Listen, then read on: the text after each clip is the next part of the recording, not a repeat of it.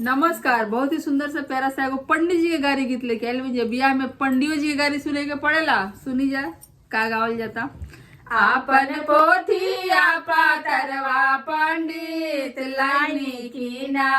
आपन पोथिया पातरवा पंडित लाइनी की ना, रौरा माड़ावा में नेग मिली लेब की ना, रौरा माड़ावा में नेग मिली लेब की ना, अपना पंडिता जी के गदहा दियाई हो, अपना पंडिता जी के गदहा दियाई हो, ये रुपया ओ दियाई पंडित लेब की ना, ए रुपया ओ दियाई पंडित लेब की ना, आपन पोथिया पातरवा पंडित लाइनी की ना,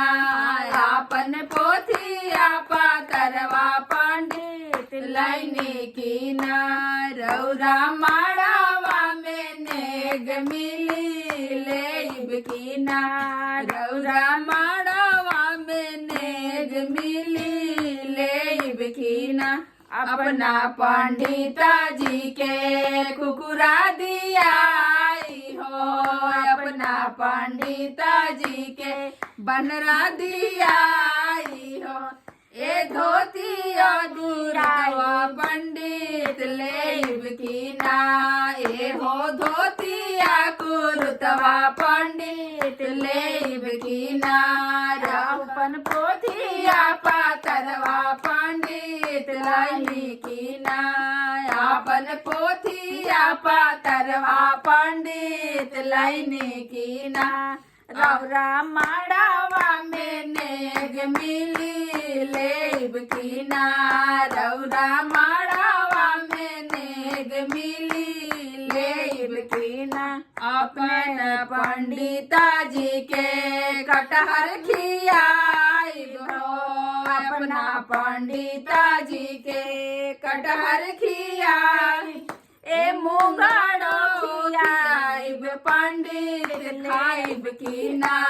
ए मुंगाड़ो खियाइब पंडित खाइब की ना, आपन पोथिया पातरवा पंडित लाइनी की ना, आपन पोथिया पातरवा पंडित लाइनी की ना,